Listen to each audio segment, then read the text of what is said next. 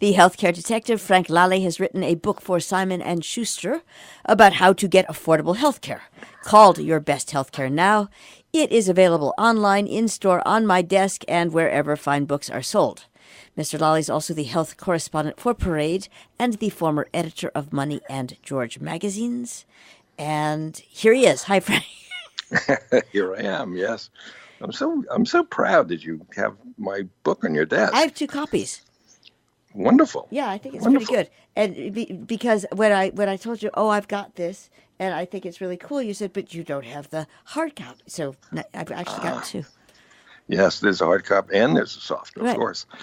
Yeah, it's a good book, actually. He seriously, said praising himself. I was just going to say, if you do say so yourself, except that it's really here's the thing. And I'm so picky about this. It's really well organized. So if you are looking for something, voila, you can find it. And that's excellent like index. most people do not have especially after all of this screenage, most people don't have brains that can take them. So this book actually works whether you've got that kind of brain anyway or whether your brain has been affected by too much time spent on screens. Anyway, enough about me. How about you? Well, while we're plugging here, I want to start off with a plug. This is for the Alzheimer's Foundation of America. The foundation is holding a conference that's on Friday, May 10th at the Edison Ballroom. That's in New York City. You're actually in the heart of the theater district, 240 West 47th. So the conference is free of charge and open to anyone affected by Alzheimer's or simply concerned about that disease. And it will feature leading experts on dementia, as well as a family will describe in great detail its caregiver experience. That should be very educational for any families dealing with this. And there's a panel as well on preparing for long-term care, including information on elder care, estate planning, and tax breaks for the 9 million Alzheimer caregivers that there are in this country. So I'll be there, Jill. I'll be hard at work. I'll be reporting on it. I'll report back to our listeners on any tips, any strategies, local resources for Alzheimer families, anything of interest to our listening audience. And I'll be there. So May 10th, 9 a.m., Edison Ballroom. Hope to see you there. Say hi. So now let's turn to our main topic. There's some good news. With strings attached. Since when does good news not have strings attached? I'm too old, obviously. The way of the world. Anyway, CMS, that's the Centers for Medicare and Medicaid Services, is actually planning to begin covering FDA-approved CAR T therapies for youngsters with leukemia and patients with B-cell non-Hodgkin's lymphoma. So CMS is proposing to restrict the coverage, unfortunately, only to patients in hospitals who have relapsed after receiving extensive treatment. So there's the catch. They're going to cover some of these costs, but there are restrictions. Now, Selma Verma, we've talked enough about her, very controversial head of Medicare and Medicaid. She says CAR T treatment is promising. Thank you very much, Ms. Verma. However, she also says that she lacks proof that CAR T helps Medicare beneficiaries, and therefore she wants to proceed slowly. Well, Jill, I have a message for How slowly is her? Yeah. I got a little message, Ms. Verma. Listen up. I'm living proof that CAR T can save beneficiaries' lives. As our regular listeners know, I ran out of options to control my blood cancer, multiple myeloma, 2 years ago. Fortunately, I got into a clinical trial, a clinical CAR T trial, in 2017, and I remain cancer-free to this day. Without CAR T, I doubt I'd be alive. So the procedure sounds like science fiction. Researchers collected a small bag of my disease-fighting T cells through a procedure very similar to a transfusion. And they got this small bag of T cells, and they ran them over to the lab where they were re-engineered to hunt and kill my specific mutation, one-on-one medicine, precision medicine. So they dripped the cells back into my body over a 3-day period, and then I got raging fevers for 22 days. Now, that was pretty annoying. I gotta tell you, round-the-clock fevers, not great. However, the fevers were a very good sign. It was proof that the cells was creating havoc in my body because they were killing cancer cells. So there you are. It worked. Now, since my treatment, the FDA has okayed CAR T therapies for childhood leukemia and B-cell non-Hodgkin's lymphoma. And more good news, soon the FDA will approve one for my disease, multiple myeloma. So there'll be three, and they're no longer then experiments. They will be three products available for patients all across the country. Problem is, the individual lab work, right, one-on-one medicine, and the hospitalization, a lot of complications after you get this powerful drug, it adds up. It's extremely costly. It's going to run about $1 million to $1.5 million per patient. That's a lot of money. And somebody's going to have to pay that bill. So in a clinical trial I was in, drug maker was Novartis. They paid for the clinical trial. I did not. Now we've got products, not experiments, right? So now CMS is saying it'll share the costs of these FDA-approved products, treatments, largely with the health insurers. So it'll be the government, CMS, Medicare and Medicaid, and the insurers. So, Jill, look, this is good news, but the question is CMS going far enough? Do you have a feeling about this? I always worry when I have no idea. Is it going far? No, probably not. Probably not. My feeling is probably not going far enough, and that we will inevitably get bogged down in the small points of what's the definition of far enough while people just die. Well, look, I did a fair amount of work. I really earned my pay, this exorbitant amount you pay me this week. We still pay you more than the farm and ag guy, who every time we would give him, we would double his salary, and he'd still make nothing. And he was only on for 23 years, so you know. Well, anyway, you have a ways to go. Yeah, I earned my keep. I interviewed a number of experts this week, so that's including people at the excellent American Cancer Society Action Network. And they say CMS is being too restrictive. So the experts, the ones I talked to for sure, have three main suggestions. So where we are now is CMS has proposed these rules that would restrict the coverage, and there's a little bit of a time now where they're getting feedback from the public and from the experts, and they can come up with a final ruling that would be more generous than what they've outlined so far. So here are the things the experts say should happen. They would like the doctors to be the ones to make the final decision about who gets treated. Now, that would inevitably include patients who have not yet relapsed. And Dr. Roy Silverstein of the American Society of Hematology told me that he believes CAR T therapies will become frontline treatment for some patients within 2 or 3 years. That's really, really interesting and very positive news.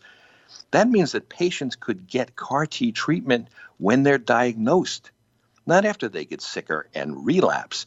So in my case, one of my doctors urged me to get CAR T treatment if I could find a trial that would accept me, rather than first having a stem cell transplant. And he was right. My transplant didn't work. I went ahead and did it anyway, but it didn't work. And it cost Medicare. It cost Medicare, and actually all of us taxpayers, it cost us $250,000. I would have been better off, and it would have been more cost effective for taxpayers if I had gone straight to a CAR T treatment if it was available to me. So you were saying, Jill. Yeah, the only reason I'm interrupting is because, and we did this about X number of months ago. So I'm not. Did a number of CAR T places spring up, or was it stem cell places that sprung up?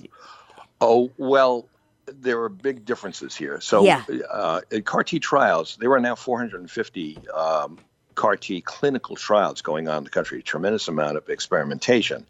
Only 2 therapies have been FDA approved, so they can go ahead and do a CAR T as a product, and it's available. It's not a clinical trial. It's now a product that you would get like you'd buy medicine from a pharmacy. There's also a whole host of stem cell clinics opening up and making crazy promises that they can't keep, treating everything from Alzheimer's to ankle sprains. That's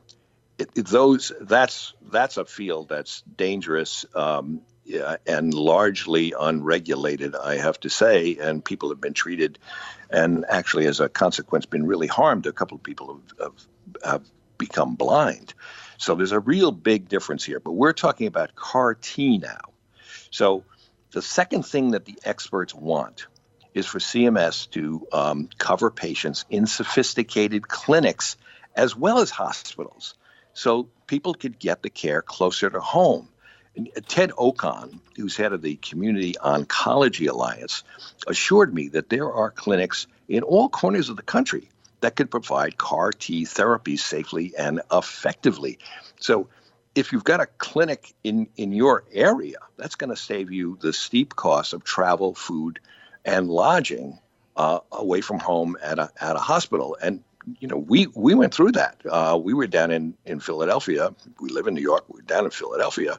And for 5 weeks, we had a hotel. We had meals. We had cab rides. It cost money. And that, in many cases, stops people from getting this kind of treatment. They just can't afford it. So if you had the therapies in a clinic close to home, you can save money and you get more people treated. Third point. CMS should find ways to get the drug makers to lower the $400,000 prices for the re-engineered medicines. I know it's one-on-one medicine and all that stuff, but $400,000 is a lot of money. So the idea is to ask the makers to only charge when the CAR T therapy actually helps the patient. That could be as little as half the time. So anyway, look, I'm a skeptic, okay? And here's what I imagine would happen. If the drug makers agreed to this, I think they'd inflate their list prices to collect the amount they wanted in the first place, okay? Mark me down as a cynic. And also remember, here we are again with this problem of Medicare, by law, still can't negotiate prices with the drug makers. So essentially, they're asking the drug makers to volunteer to cut their prices. We should have Medicare going directly to the drug makers with a lot of clout and negotiating prices. That's the way to drive it down. So anyway, Jill, this is after a week of reporting, okay? Okay. I think CMS's current plan is penny pinching modest. Get this. In all, it imagines spending $72 million on only 343 patients. Now, 343 patients. Compare that to the statistics from the Lymphoma Research Foundation alone. Over 27,000 people are diagnosed with B-cell non-Hodgkin's lymphoma each year.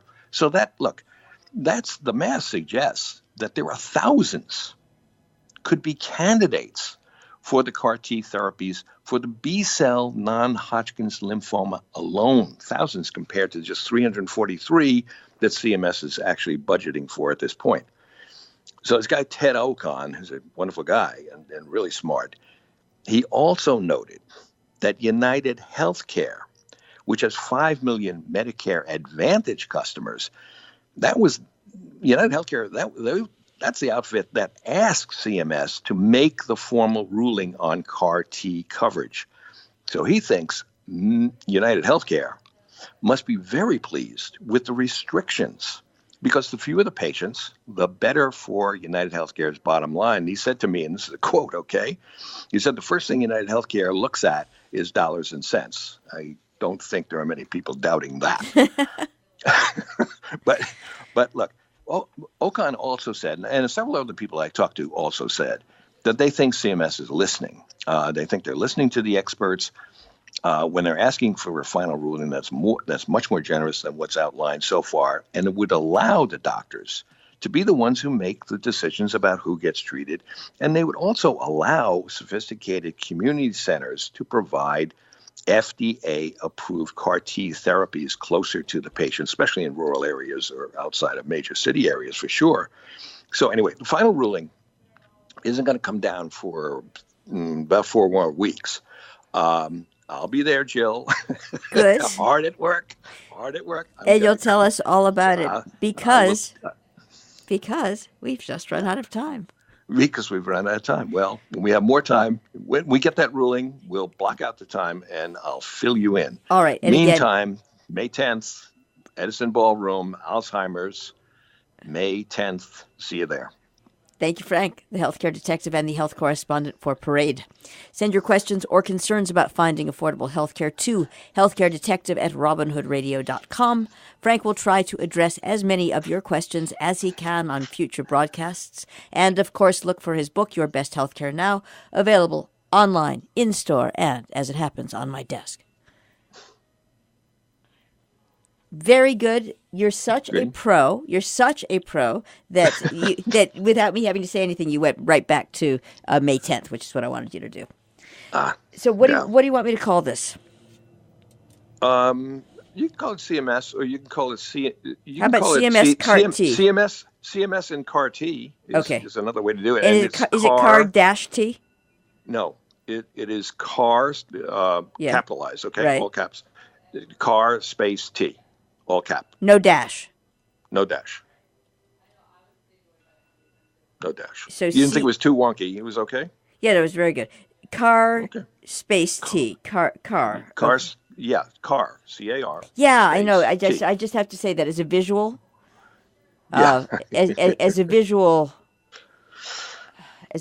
it wants a dash because most people are stupid. Right. But but that's the accepted. That's the preferred way. Some people do it as CART, but call it CART. Yeah, but it is not. That's CART. wrong It is too. CAR-T. CAR-T. Yeah, it is not CAR-T because CAR is an CAR-T. acronym for something, and T is for the T cell. T cell. Yeah, how about CAR is an anachronism for the receptor. So why don't we call it CAR? What about how would you feel about it? It's chimeric antigen receptor. How would you feel? Okay, most of these things I'm looking at say CAR T cell. That'd be okay. CAR T dash cell. Okay, that's what I'm going to do. Just because people are, it's fine. That's acceptable. No worries. CMS and CAR T cell. All right. All right, we'll figure out what we're going to do next week. Next week, I'll drop you a note. Meanwhile, happy Passover, happy Easter. Yeah, happy Passover. Are you are you up here or are you down there? No, Carla's coming back from her whirlwind book tour on the West Coast. So on Saturday, so we're in the city. It's going to be rainy anyway, so we'll do it in the city. Who's roasting? Carol, of course, is preparing most of the food. Okay. I think Nina will come over and help. Okay. Yeah. And it's always a very pleasant, I got to do the Easter eggs. And, How is Gigi? And Gigi is going to get a little bunny. A real one? No. Good. No, she's a little cats, bunnies, And because she can't, but she's now 6 months and she's starting to eat from a spoon, like applesauce and stuff like that. So, and whatever doesn't get into her mouth, the dog comes along and licks off her cheeks. It's really, it's all working out. It works. That's good. All right, great. All right, good thanks. chatting. Likewise. Have a good weekend. And you. Bye-bye. All right, bye.